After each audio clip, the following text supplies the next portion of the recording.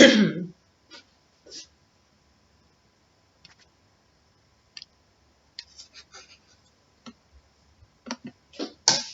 guys, Jackie M here. Sorry, I've got two computers and I was trying to use touchscreen on my non-touchscreen one.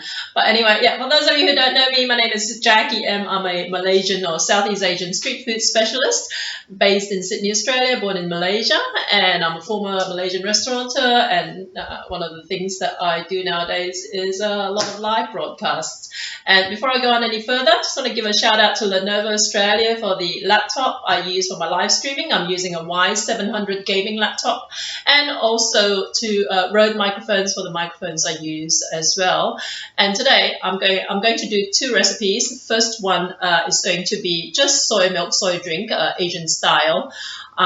In all honesty, today is a little bit of a catch-up day for me in terms of just replenishing my own supplies of some of the things that I have around the place, right, in my fridge and stuff like that. So one of the things I sometimes have is soy drink, and the other thing that I always make sure I have a stash of is crispy fried onions, right? So we're going to do these two, and since Twitch hasn't seen me do this before, I thought it'd be a good opportunity to kill two birds with one stone. If you're watching this from anywhere else at all, make sure you hop over to Twitch to interact with me in my chat room.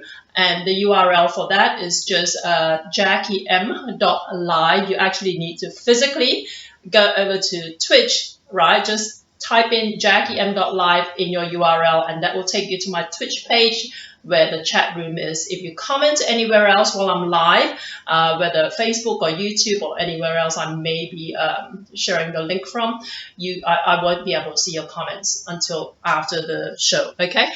Just give me a second while I hop over to Twitch myself. Where are we? Okay.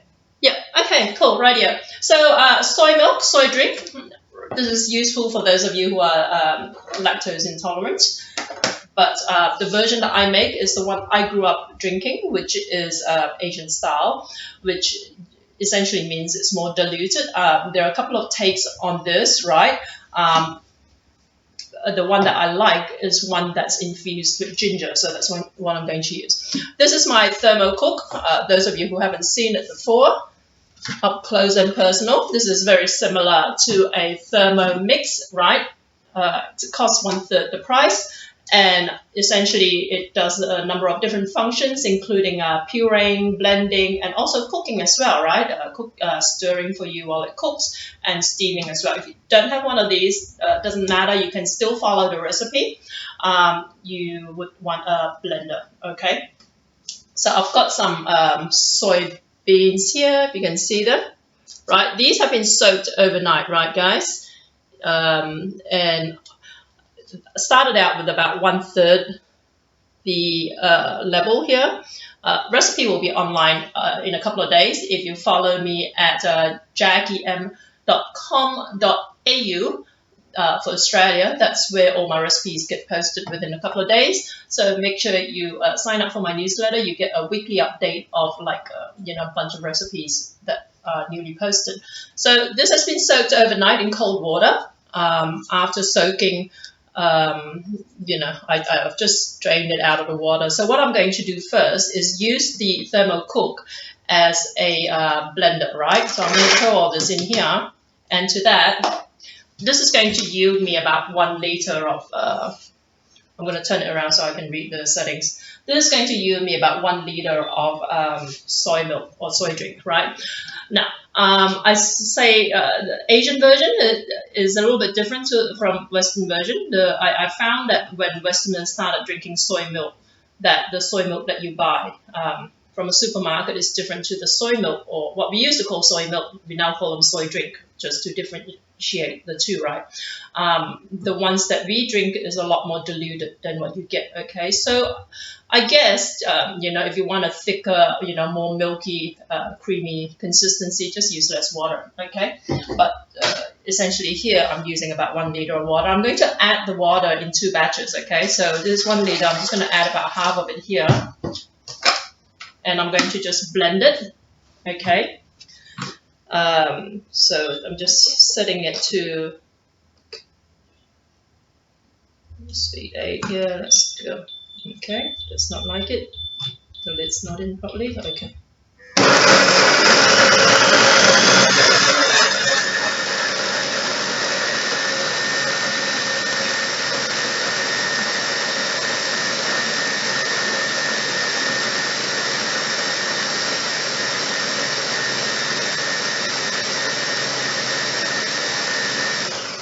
And thanks LenovoIN for auto hosting here.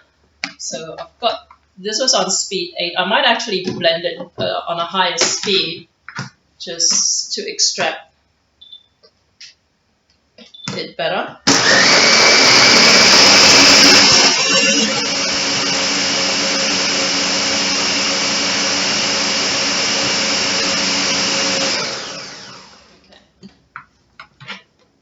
The reason I'm doing this in 2 batches is, well, first of all, so that it doesn't overflow. But second of all, just so that, you know, essentially it gets more of the ratio, it gets a higher ratio of beans with the water to work with. Okay, so I'm going to strain this out.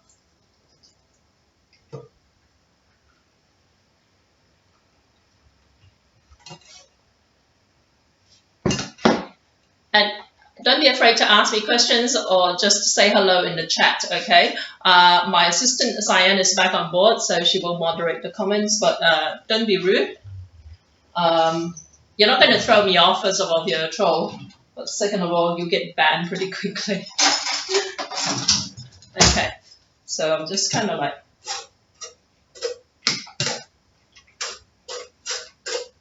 straining this out. And more.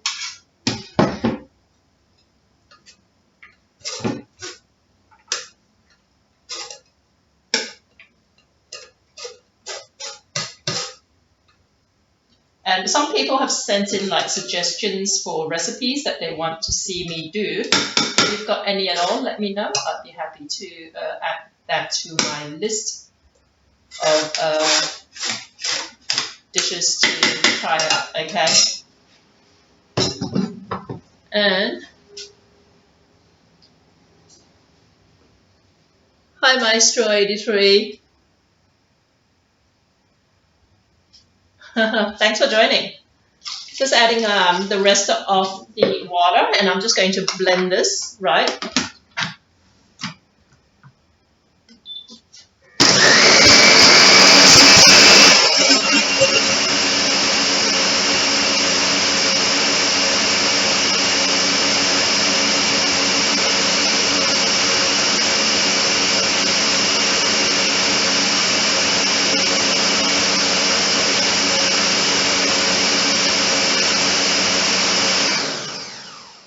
I think it's like 120 grams of soybeans. I can't remember. I don't measure it. I just kind of like, oh, it's about a third of the of this container, which takes about 500 mils. So a third of a cup, I guess. But like I said, you know, if you want like a thicker product, use more beans or use less water, right? Straighten this out. And let me know where you're watching from, okay? I think the farthest away that I know of, it sounds far because it's exotic, is people from Russia. And Russian food is really quite different to Malaysian food. So I get challenged with, oh, what can you do with potatoes, you know, sort of stuff, which is a Russian staple.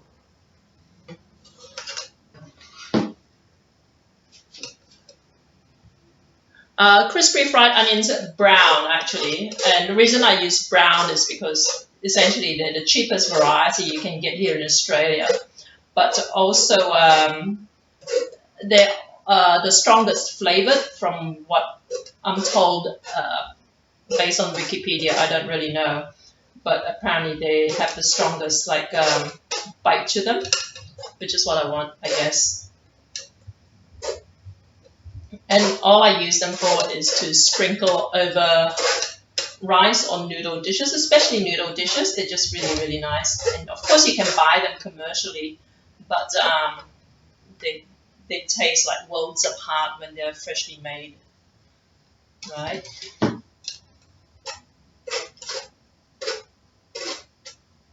So I want to strain this out, and this isn't ready yet because I need to actually cook this afterwards as well.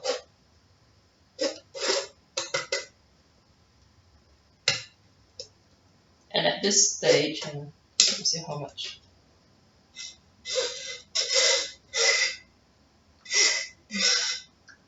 Back like about 10 years ago, they actually started selling automatic soy drink machines. I first saw them in Singapore. And what they do is basically they're like blenders that cook, but they come with in a basket, right, where you put the beans in and then you add water, and then it automatically cooks and purees the beans for you. But it doesn't tell you, but you still need to strain it out afterwards because the mesh that in the basket that contains the beans, just like this sieve here, isn't fine enough to kind of like keep all the residue out. So using something like this is pretty much the same. I'm just trying out the residue here. I'm going to go and give this a rinse out, right? And I'll be right back.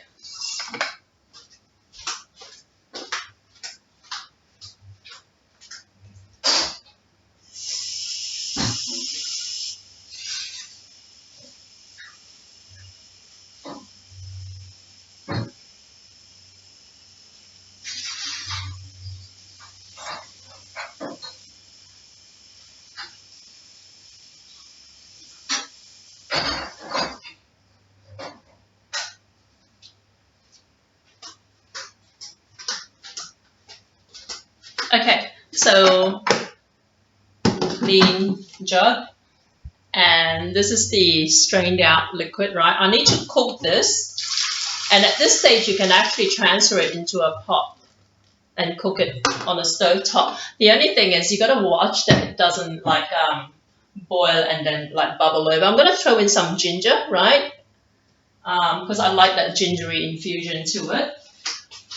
And I'm also going to throw in some sugar. Spoon. I'm going to put about 3 tablespoons of sugar. I like my sugar. I mean, you can put less, all right, 2.5. Okay. No, 3. But you can leave it out, obviously, you know, but Asian soy milk usually is sweetened, okay?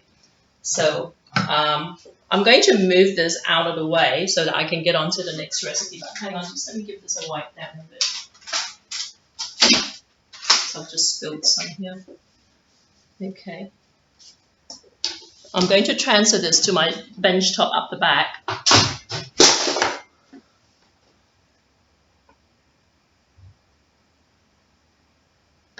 Northern New Jersey over here in USA. Oh, very cool. I've been to New Jersey when I was visiting New York.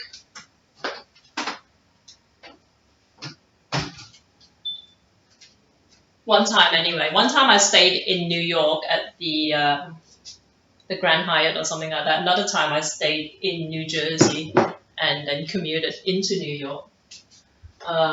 So, okay, so this is on. I'm going to actually cook this at 90 degrees, so not quite boiling point, for about 12 minutes. Hopefully it doesn't spill over. Okay, let's see how we go.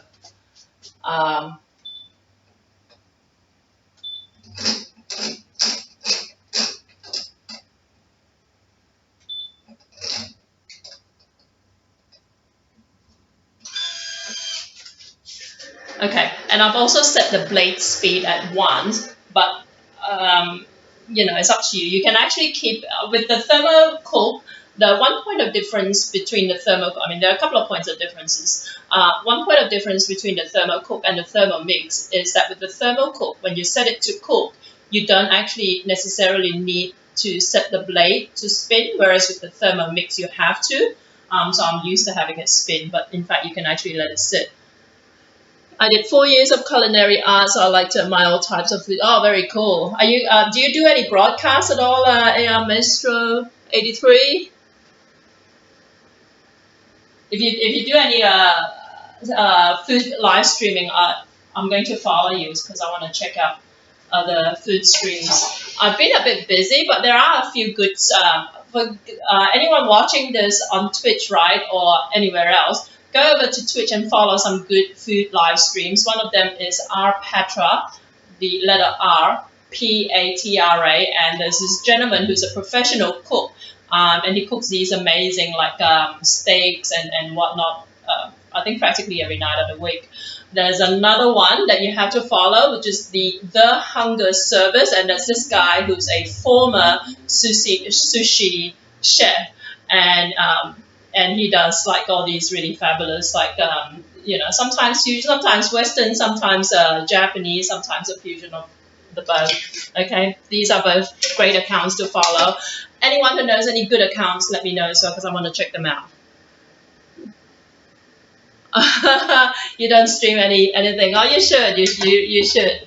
It's kind of fun. My struggle with live streaming is basically my data allowance because where I'm located, I'm only 20 minutes out of the center of Sydney, but Australia is really bad as far as internet infrastructure is concerned. So I'm actually using my mobile data for live streaming, my 4G mobile data, which is very limited and also very expensive.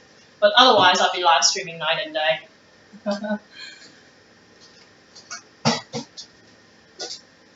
So that's going, and I've got this pot of oil, right? If you watched my last broadcast, I actually used some of this oil for frying sweet potato chips, but I've topped it up a bit, and I'm going to fry my fried onion with it. I don't know why I never thought of this. This is a Sunbeam tabletop pot, right? And up until the other day when I used it for the fried sweet potato, I've always fried in a wok. But this is actually, it keeps everything quite compact and quite clean. Because when I fry in a wok, I use a gas stove, a portable gas stove, and I keep running out of gas with those little butane canisters. So I'm going to peel some onion. And these are, like I said, just cheap brown onion. Most Australians would recognize these quite easily. And I'm going to put some gloves on. There you go.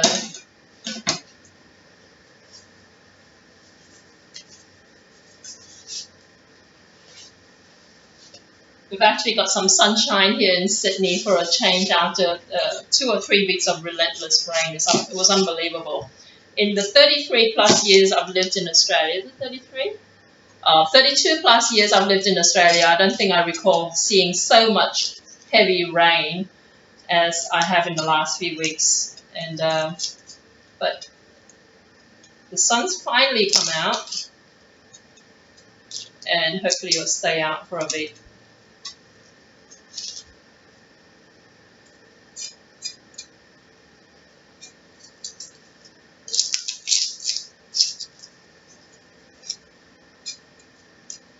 You've probably, Maestro 83, you probably can peel onions better than I can. I use a lot of, when I had my restaurant, I used to get my staff to do this clearly, or I'd buy them already peeled, but I'm a self-taught cook, so I don't have all the fancy knife skills that you see with people who've had professional training. And I don't have like a fancy set of knives either. I'm just using this. This is a Victorinox, which is an expensive knife. It came from one of my TV shows, actually, from one of the sponsors. And that was the only knife I asked for, and that's the only knife I've got to this day for most of the tasks. I mean, I've got a couple of cheap ones that I buy from the local supermarket, but this is the main one that I use.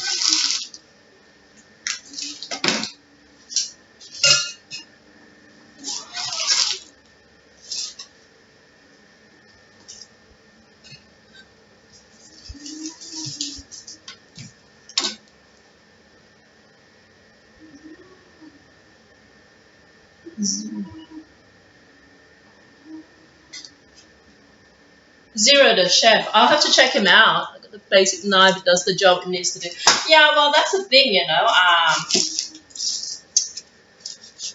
It seems like a lot of professional chefs are really passionate about knives and all that. I'm not one of those. I just kind of like, in all honesty, I go to these Asian grocery stores and you see these $6 knives, and they're the ones that I used to use a lot in my restaurant. And they go dull after a while, and you sharpen them, and after a few uses, like after a few months, you chop them and replace them. But it's not a big deal, But there's this whole like, don't touch my knife thing among chefs for whatever reason. But they've got all these fancy, like different types of knives, and I never know how to use half of them because I guess the kind of food I cook is just different. And they don't really necessitate all these different types of functions, I guess. But Zero the Chef, I'm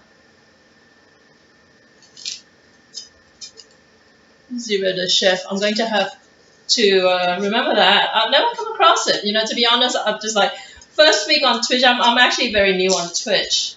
First week on Twitch, I watched a few live streams, and then since then I've just been busy with my own work because I do other stuff apart from this as well.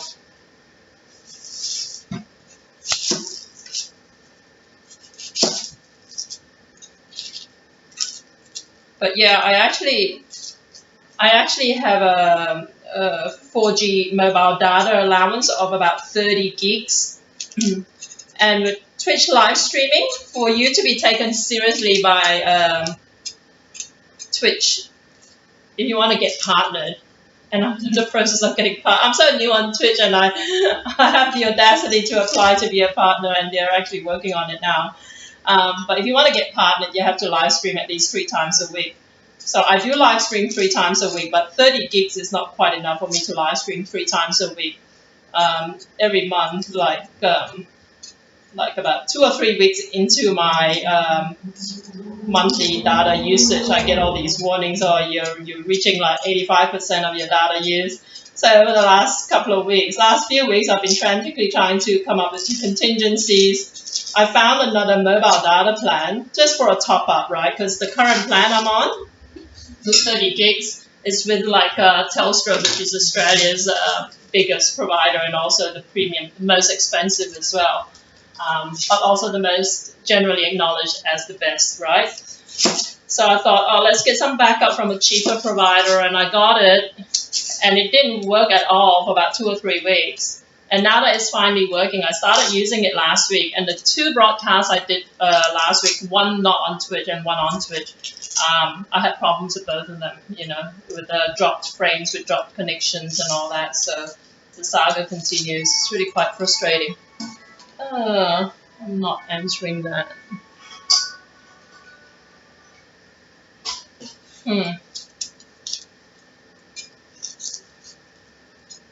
So this oil is getting quite hot.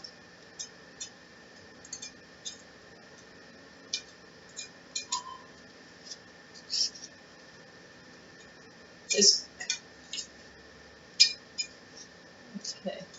So 1, 2, 3, 4, 5, 6. Should I do another one? Let's do another one. Why not?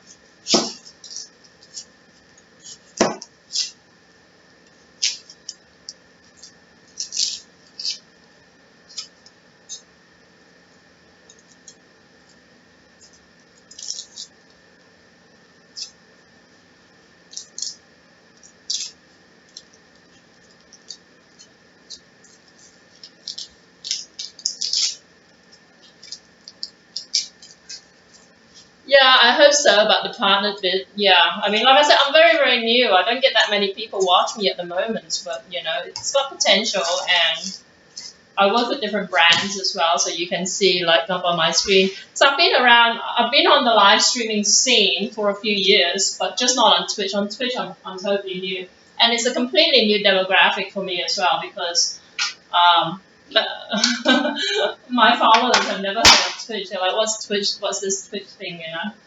Um, but just by virtue of the fact that I've been around elsewhere for a few years, um, Twitch is kind of like looking at me a little bit closely, you know. Twitch as in Twitch corporate. So I'm going to use this mandolin. This is a something that I pick up from, you can pick up quite easily at Asian grocery stores here in Australia anyway. I don't know, I think, yeah, it actually says it's made in Australia. But these orange ones are what most Asians use, right? This is all like kind of like it produces a nice result, but I'm sure other regular mandolins will do the job just as well. So what you want to do is just kind of like just cut this evenly, and then just move it around a bit as well, just to make sure that it doesn't get too thin on one side and you end up cutting off your fingers, right? So I just turn it around until I reach down to the tiny last bit here. Just slow down and then just put it aside. Okay.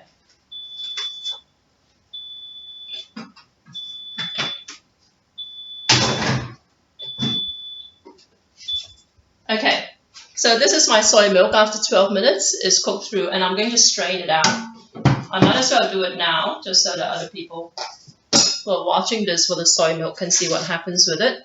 So I've got another jug here. Obviously, you don't need a jug. All I'm doing is I've just got these 2 layers of muslin here, right? So it's a double layer of muslin, one inside the other. That just produces like a fine enough mesh. And I'm just going to just strain this into it, because you're going to get more residual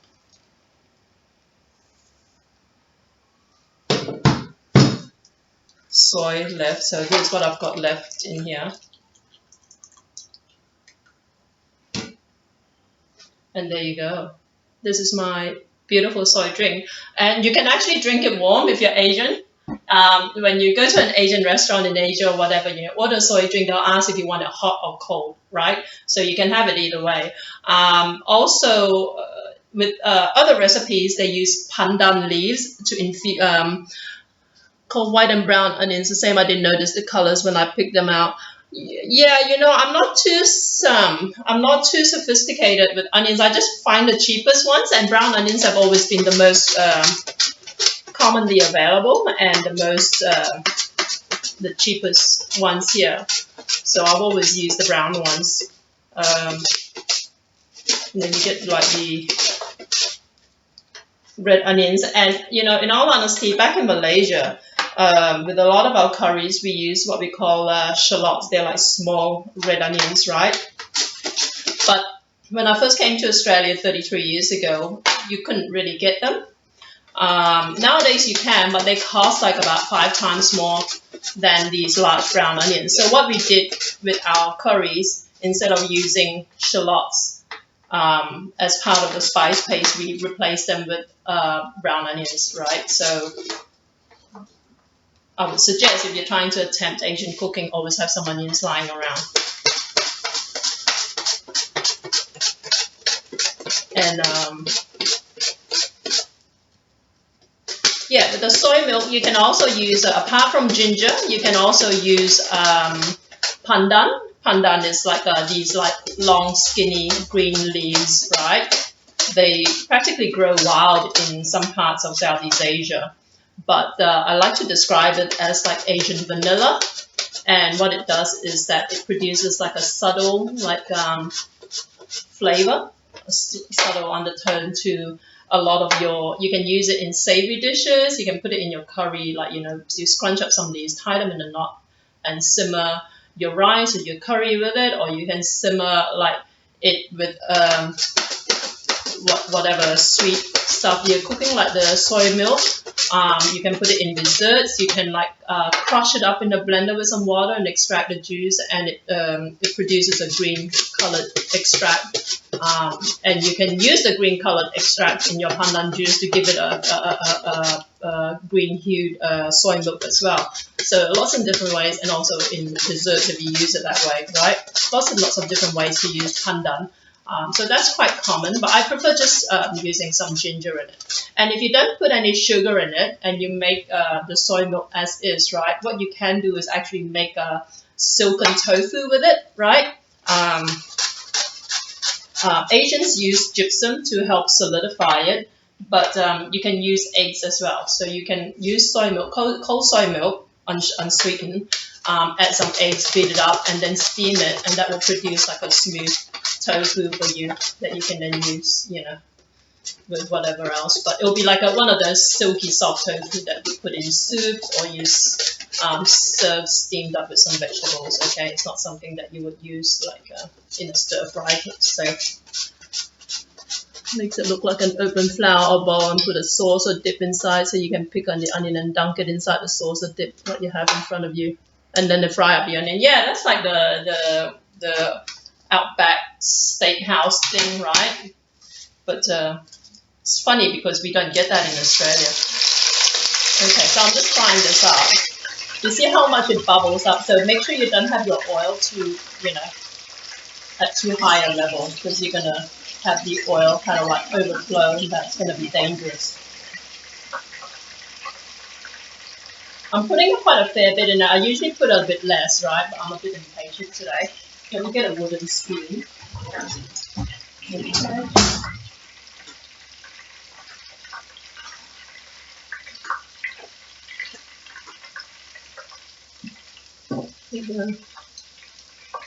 Sponsor you depending on the products and brands. They can help with the followers and viewers as long as the heavy traffic's the same then. Oh, that's a good idea, right? With the partnership, once you get partnered, the second way you get partnerships, have someone sponsor you depending on the products and brands. What sort of work do you do, Maestro 83? I'm fascinated that you know the sponsorship aspects of this. I've got like, you know, I work with brands like I mentioned, but at this stage, up to this point, well, I have sort of on another platform on Facebook where they basically got their followers to watch my live stream using their product. So that was reciprocal in that sense. But yeah, but that's a good idea with Twitch as well. So don't forget just to keep moving around your onion surface so that you can hold it properly, right? Otherwise you're going to chop off your fingers. And then when you get down to this level, just put it aside and save it for something else. Save it for the next time you make curry or something like that.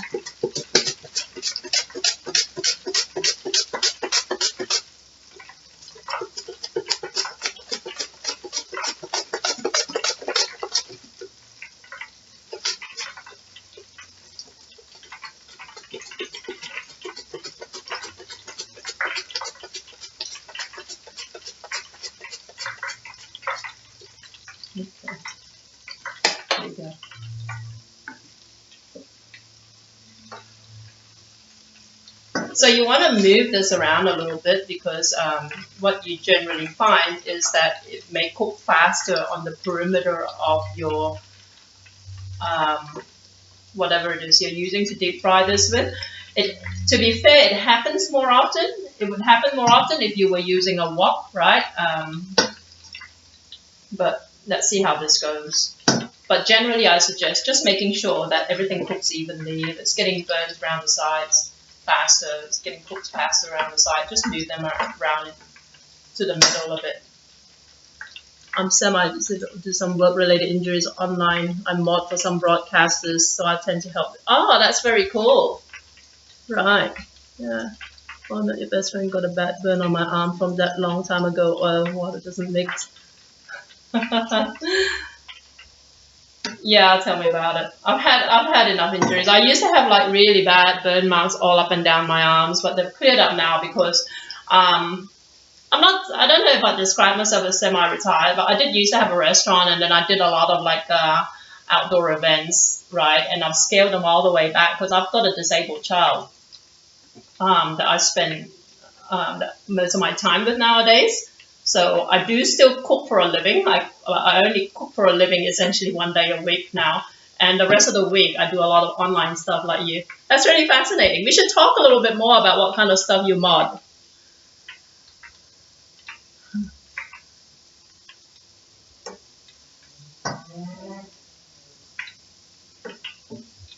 I'm gonna check my phone and see if what message I missed earlier. It's a phone call from Melbourne. I'm fascinated by that now.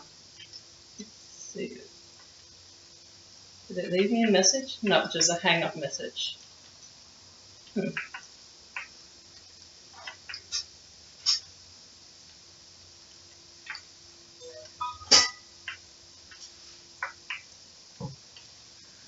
Norton. Can you say bing bong? There you go.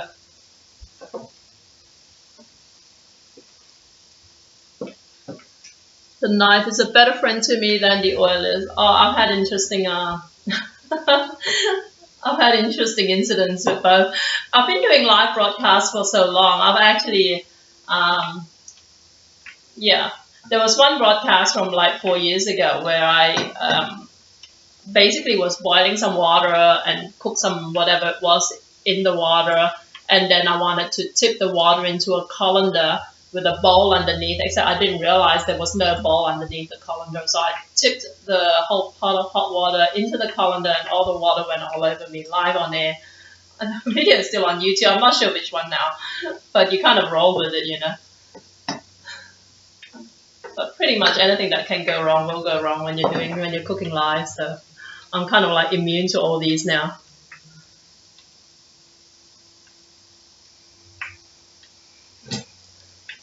Here comes the trolls, yeah?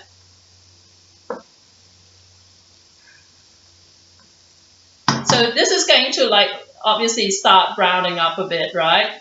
And then what you want to do is you got to keep a close eye on this, and you want to actually start taking it out when it's a couple of shades before how it should look, right? In other words, when it's like a pale brown, start thinking about taking it out soon, because it's going to continue cooking. Because these are so thinly sliced, they will actually burn quite quickly, right?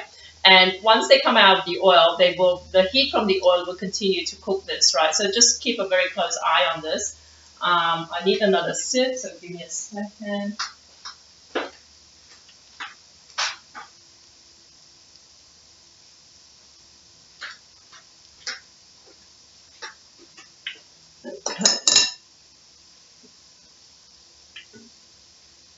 There you go. Be right back. Cool.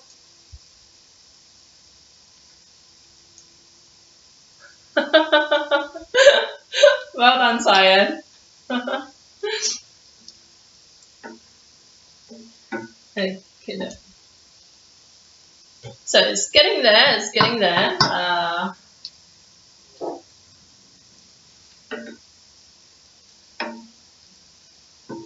And I'm actually very impressed with using this Sunbeam tabletop cooker as a deep fryer, to be honest.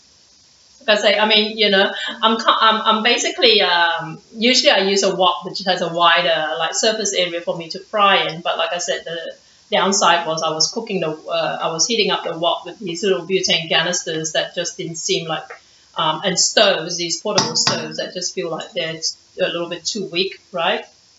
So this one has a smaller surface area, but it's cooking these onions much better, I think. Faster as well, and it maintains the heat more evenly.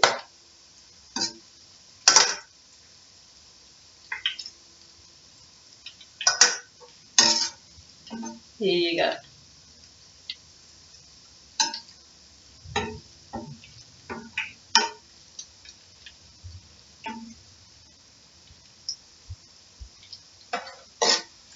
Okay, how are they looking? It's not bad. I get such like a sudden influx of trolls from somebody else's stream or something like that. And whoever's auto hosting, thanks very much, by the way, guys. Okay, this looks like it's about ready to come out. Here we go.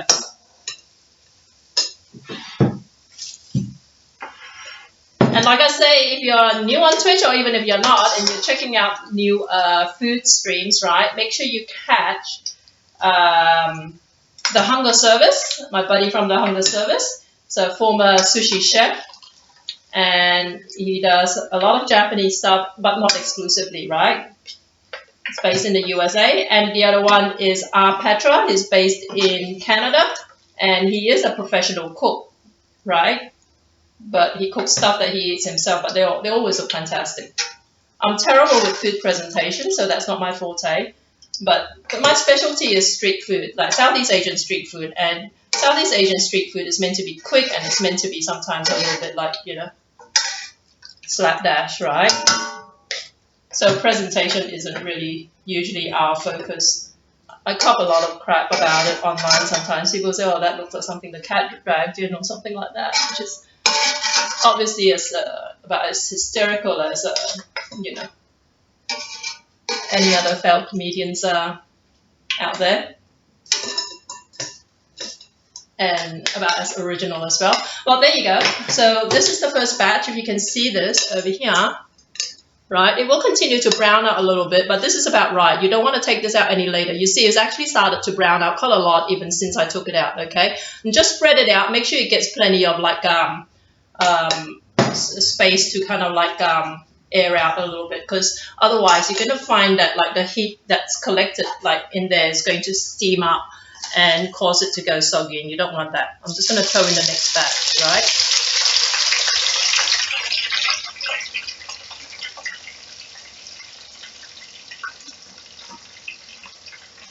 Okay.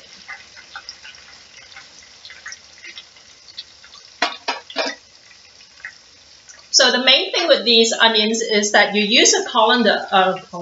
You use what do you call this again?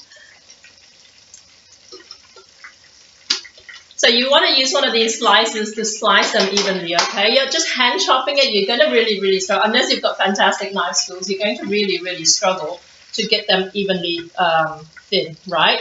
And you want them thin, and you don't want them chopped up the way we Aussies, what you get at like your weekend Aussie barbecue when you're having those sausages, you know, sort of like barbecue sausages and onions or whatever. Those are cut way too thick for this. You want them crispy, you need them all thinly and evenly sliced. Otherwise, they won't cook evenly, okay? You're going to start getting some burning up while others are still like white. I'm just going to do a couple more onions, to be honest. And this is something you can do on a weekend or when you've got a few hours to spare. Look, it hasn't even taken me an hour to do this. It's taken me about half an hour or so, I'd say. But set aside some time to do this once a month, and then store it like, you know, in an airtight container, and you've got crispy onion that you can sprinkle on your food for the rest of the month, right? And I know like this is, I don't know why it's controversial, because to us Asians, reusing oil is like second nature to us. But this oil will give out a really nice toasty onion flavor to it, and then you can use it in stir fries, or you can use it drizzle over your noodles or whatever. And it's really nice. But every time I mention this, people online take exception to it and say you shouldn't reuse oil or whatever. But I'll leave it to you to decide, okay? Just peeling a couple more onions so I can use this, because like I said, I'm really impressed in using this to do my deep frying in.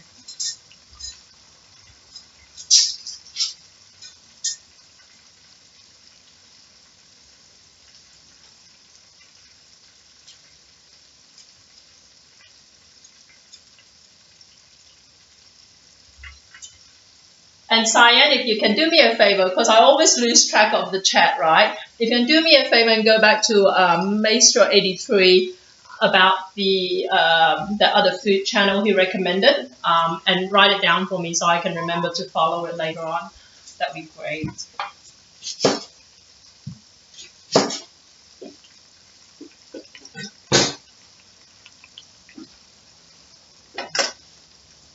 So remember, just gently, like, don't agitate this too much, guys, because if you do, you're going to bring down the temperature of the oil, and then that will cause its own set of problems. But just gently kind of like move the onion around, especially if they're not cooking evenly, if they're cooking faster on the perimeter of the pan or whatever, right? But you can see how easy this is once you nail it. Every time I do a fried onion broadcast or fried onion video, I get people ask a bunch of questions. But once you nail it, it's really, really easy. And the other thing I want to mention as well, what my mom does, my stepmom, she fries the onion, but she doesn't care for it to be crispy. So what she does is that she actually leaves the onion in the oil, right? So what you get is that really flavorsome onion oil, and you've got all these browned onion bits in the oil. So when we go over to eat, she basically uses that instead, right? So the oil will be the onion, like when we sprinkle onion on our dishes, it will be like oily onion, but it's nice in itself as well. So it's a different way to do it.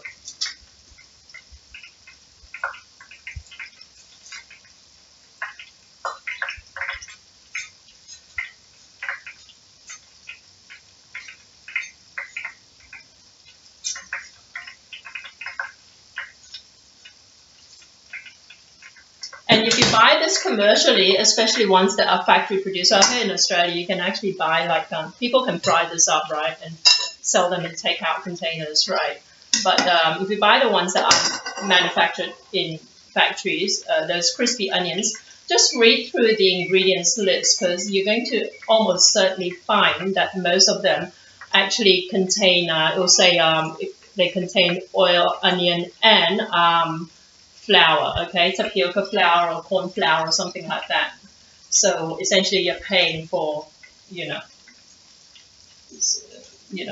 essentially something that you don't want to be in there, okay? And the reason I'm guessing, I've never visited a factory that makes this, the reason I'm guessing they put flour in it is because onion, like big onions like these, contain a lot of moisture, right? I think the cornstarch, corn flour, is there to help absorb some of the moisture before they fry it up, so that it fries up quickly. But of course, what happens with those is that if you reconstitute them, like sometimes you might want to do, you'll find that they turn into a starchy mush, right? And generally, if you look for fried shallots, I mentioned earlier, if you've just joined me, I mentioned earlier that fried shallots, well, certainly in Asia anyway, we know shallots as these small red onions, right? They contain less moisture in them. Okay, so if you buy commercial fried shallots and look at the ingredients list, you'll find that usually it just says oil and shallots, which is why I'm hypothesizing that when it's crispy fried onion, it contains starch. That's because of the moisture in it, in the onion, okay? Just turning slightly a little bit.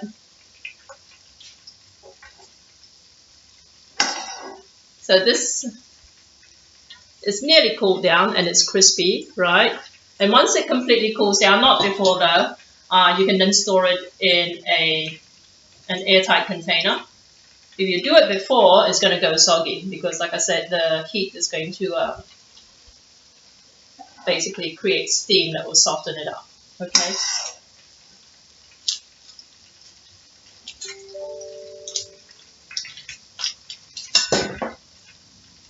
Oh yes, I am. What I was saying was that if you don't mind just scrolling up in the chat, right, and look for the channel that AR Maestro 83 mentioned about the guy who live streams food and he's deaf. If you can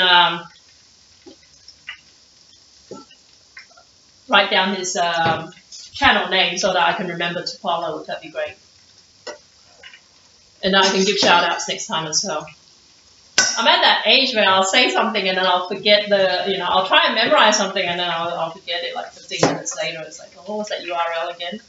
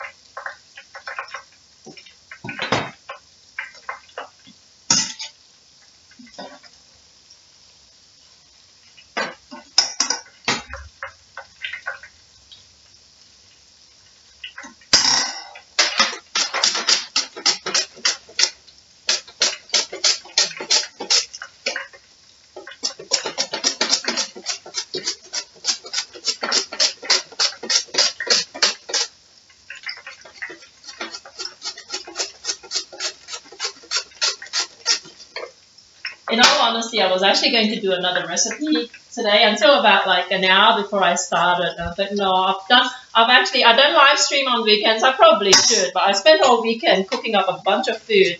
And I figured if I cook another actual dish to eat, I was like, there's just way too much food. My fridge is just overflowing food at the moment. So I figured I might as well do some catch-up cooking, which is like stuff like this crispy fried onion, which I completely run out of, and which I usually want to do once a month. And I've live streamed this on Facebook before, and I've also shot a video on YouTube for it before, but I've never live streamed this on Twitch because I'm very new on Twitch, which is why I thought, well, you guys, I hope, can benefit from this. It's tough when it's just you and your like 4-year-old kid, to keep cooking all this food that you can't eat up.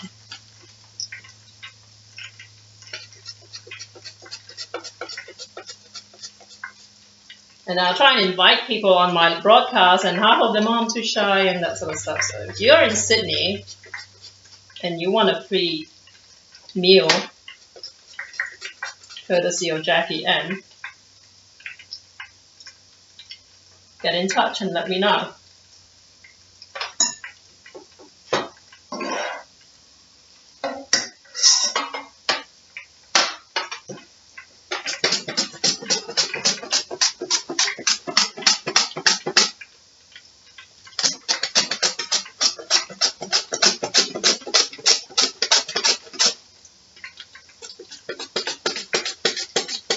Okay, 0 the chef. Okay. Would you mind Skyping that to me, Science, so that because the chat disappears after a while.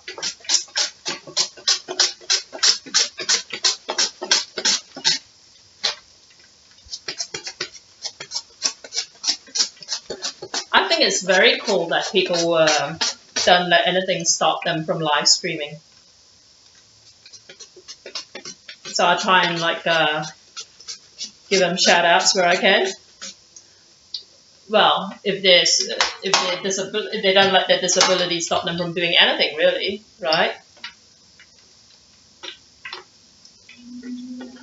So everyone go and follow 0 the Chef.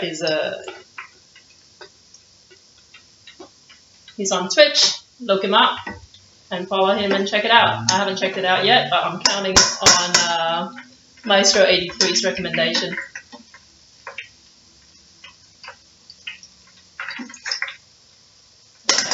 So this should be cooled down, yeah. And I'm going to transfer this into something to keep.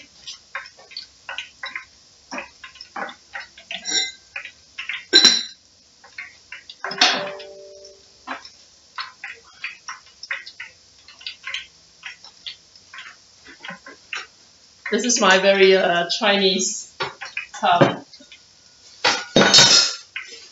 Let me get rid of something in there. Well, it's got a plastic bag in there at the moment with the fried onion. But we'll just throw this in.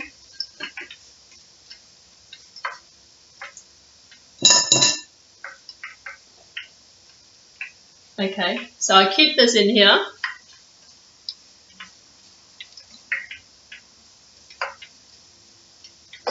And it comes out every time I eat something that would probably benefit from some crispy fried onion, and I just sprinkle it over. Okay.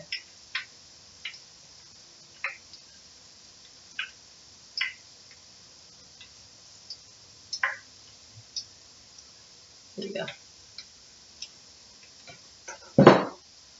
But make sure, like I say, let it cool down first and spread it out a bit so that it cools down properly, okay? Like I say, if you stick it in a big mountain, the heat is going to cause it to go soggy.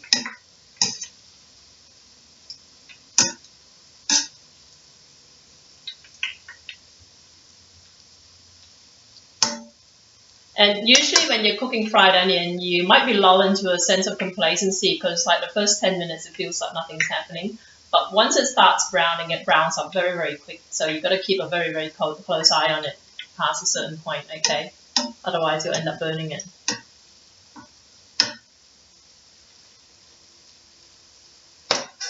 Hey Maestro, I take a phone call on my smartphone. We were talking about you while you were gone.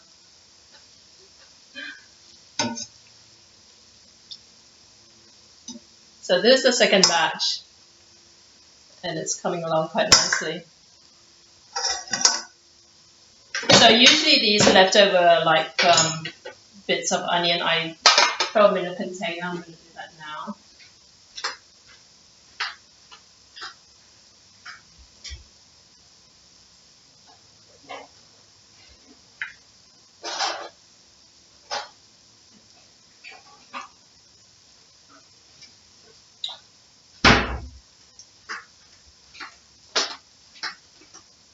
Okay, so this is just about done. Let me just start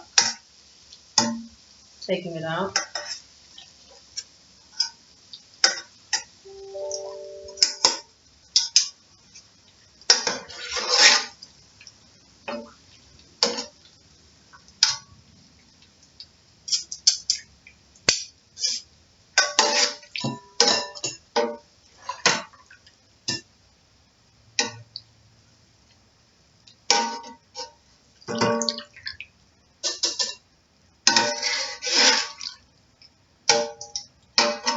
I keep feeling I should be live streaming more on weekends rather than on weekdays, right? This is Monday here in Australia, but it's Sunday evening in the US, which is great actually. But I find that when I stream during the week, my audience is all different. The next time I'm streaming will be Wednesday evening my time, which is the middle of the night on the East Coast in the US. It's about 2:30 a.m. on the East Coast in the US. But then my audience then becomes my Australian audience. It's like about 5:30 p.m. my time, which is about the time like a lot of like my demographic have just come home from work or are thinking about cooking dinner, so they then tune in, right? But the one I struggle with is my Friday 12:30 broadcast, which I'm thinking of switching. Okay, you see how much the oil has gone up, right? So just be careful when you put the onion in. Don't put too much in at one time, right? Because the oil does kind of like get agitated and threaten to overflow.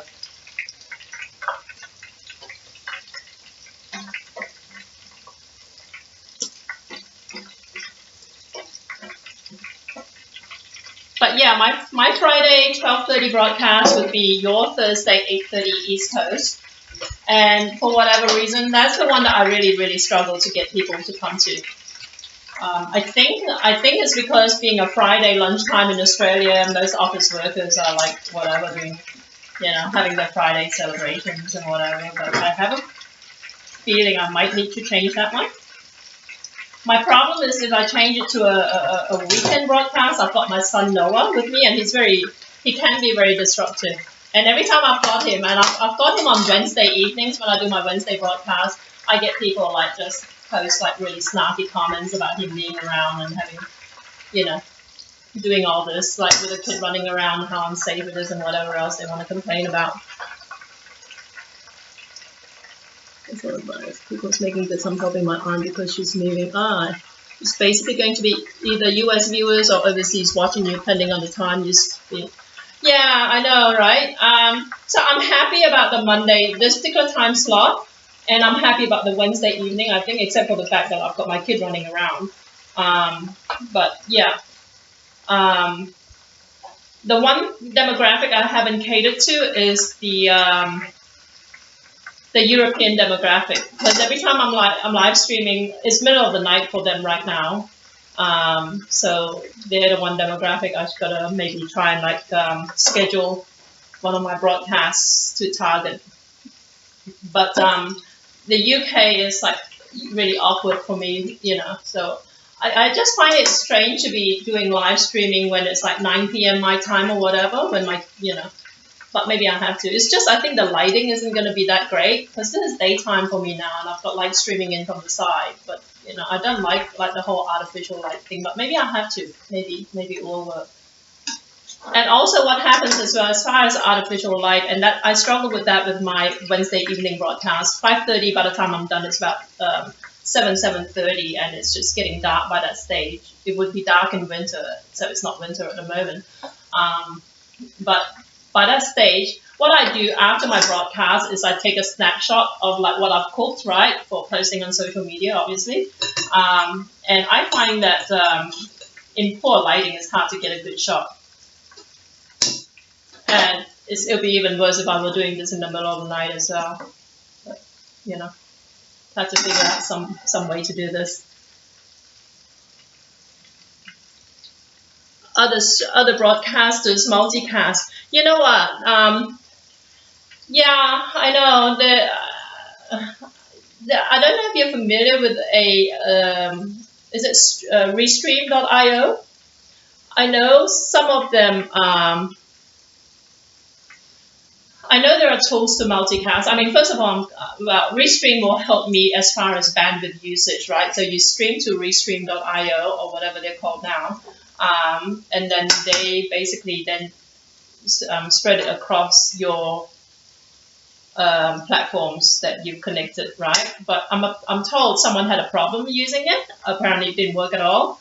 So I didn't want to have to pay a subscription fee to see if it worked. But yeah, as far as interacting across these platforms, I struggle enough actually at the moment to keep an eye out, like with my current, like when I was streaming on Facebook, right? I actually had to have someone tell me all these comments from my different Facebook pages because I don't just have the one Facebook account. So they use social media to let everyone know they're live. Yeah, I do that too. Audiences, but you know what? The when I go live on Twitch, like I tell people on Facebook, but within Facebook itself, you can actually watch this happen without having to go over Twitch to So if they comment on Facebook, I don't see it, and I don't want to have to toggle among various screens to check them out. My moderator Cyan does sometimes go over and say, oh, there's a comment here and there, sort of thing. But I've tried so many different live streaming platforms. Facebook. In all honesty, I get the most engagement on Facebook. That's where my audience is, right? I used to live stream on Google Hangouts on air. I'm actually, when Google Plus was a thing, I was actually the most followed Australian on Google Plus. But I'm still there, and my followers are still, there in theory anyway, though I suspect most of them don't hang out there anymore. But but Google Hangouts on air has been closed down now. So then I started broadcasting onto Facebook Live directly, right? So I've been streaming on Facebook Live, and I've been streaming on Facebook. And before Facebook allowed you to stream natively, I was using third-party apps. I was using Smile Time. I was using Crowd. Does Crowdcast allow? Yeah, I've used all kinds of stuff, and I was using BeLive.tv, which I still use sometimes if I wanted to stream direct to Facebook. But at this point, I'm trying to kind of build up some traction on Twitch before I go back and look at the other platforms. So what I do now, I stream on Twitch, and then I export my broadcast to YouTube as a replay. So it's not being multicast onto YouTube, it's just being replayed on YouTube. So we'll see how we go.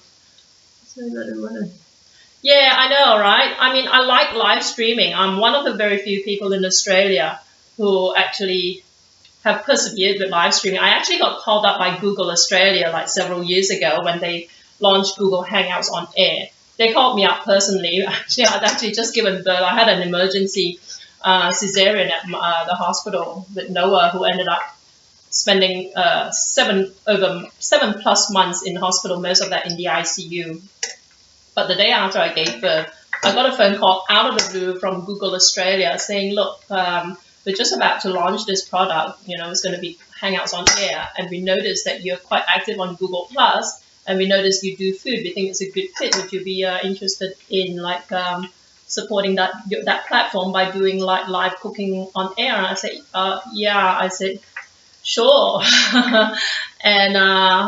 And you wouldn't believe the amount of problems, like technical glitches I encountered using it. So I assume they must have approached like a bunch of people, but I was one of the few who stuck with it, because I actually come from a technical background. I actually, I used to be a Microsoft certified systems engineer and Cisco certified network administrator.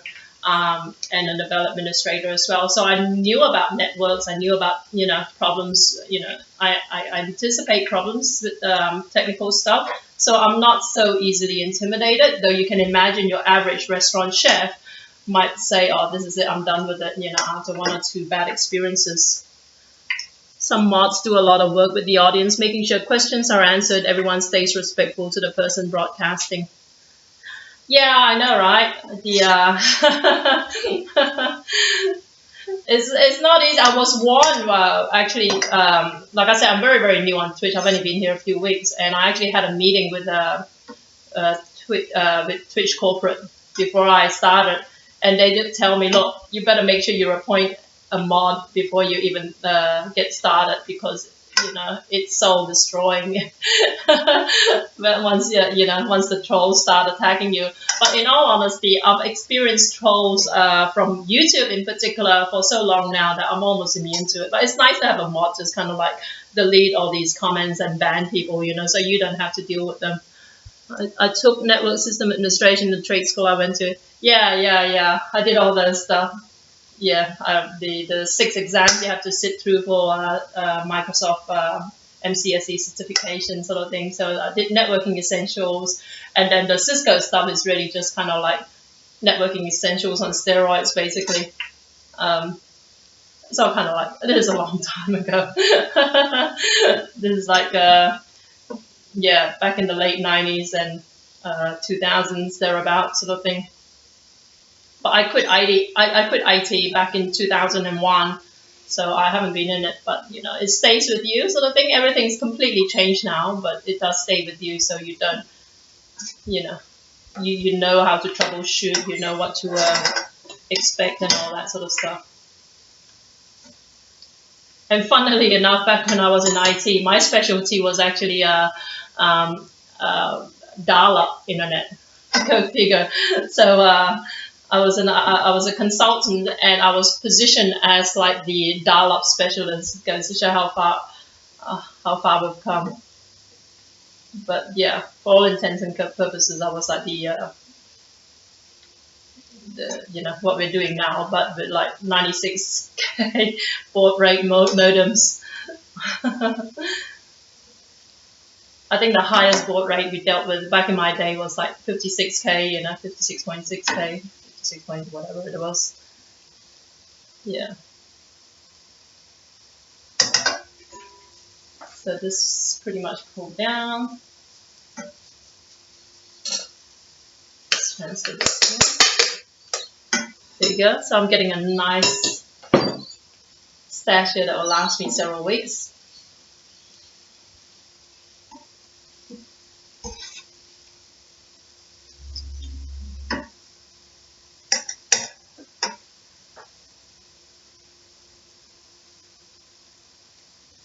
I'm my own cook and IT guy. Yeah, I mean, like, that's the best way to do it, really.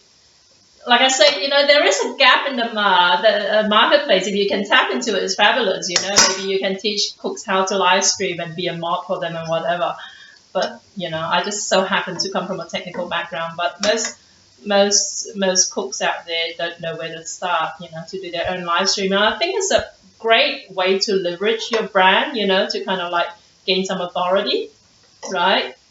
The other thing, though, to be honest, a lot of chefs are a little bit camera shy, like what you mentioned as well.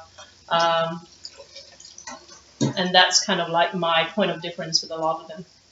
Because I do a bit of television. I'm on like a couple of TV shows here. But you'll find, like, certainly here in Australia as well, if you're on television, usually it's because you graduated from a TV show like MasterChef or My Kitchen Rules or something like that, some reality cooking competition or something, right? Or if you're a real chef, you're never on television because you're too shy. So I'm neither of those. I am, in fact, a real chef, but I do television as well. Okay, so that comes out. And I'm involved in a an online live streaming startup called Teeb TV, Teeb TV.com, and it's based in Indonesia, and essentially is positioned as a Netflix for indies, right?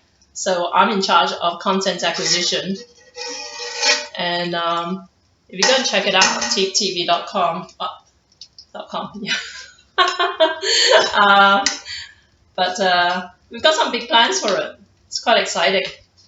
But at the moment, all the content is free, so go and watch. If you like watching indie productions, up and coming filmmakers and whatever, we've got basically a bundle of 5 Swedish cult horror movies that are going to come, that are going to be aired on our platform. But in the meantime, we've got a lot of like Hollywood, Bollywood kind of like entertainment news, which some people like. We've got like MMA stuff, like a lot of extreme sports and all that, and also a lot of like cute little like short films made by indie film producers. It's quite fun, so you should go and check it out. teebtv.com. Obviously, family and friends tend to abuse that at a certain point. Yeah, I know. I remember those days back in when I was in IT. It's like every time you come home from work, it never ends. Like someone will say, "Hey, look, would you mind swinging by my place on the way home from work? Because I've got a problem with my computer." It just, after a while, it just gets really old. But I think that's kind of like an occupational hazard. But it's good though to kind of like have that skill. I think there's an opportunity there. But we should talk some more. We should talk some more about this a little bit. I'm quite intrigued with what you do, and maybe we can leverage off each other a little bit. Anyway, well, there you go, guys. Crispy fried onion. That's my stash here. So if you want to come round for a meal one of these days, these go perfect on prawn noodle soup or laksa or whatever else. And this is my soy milk, right? Or soy drink. And I will see you next time. Will be my time, Wednesday, 5:30 p.m. and USA East Coast time, 2:30 a.m. if you want to stay up that late. Thanks, guys. And good to talk to you, Maestro83. Yeah, we'll have to catch up. I'm going to follow you now. I'll add you as a friend, and then we can talk a little bit more about it afterwards. Ciao. See you later.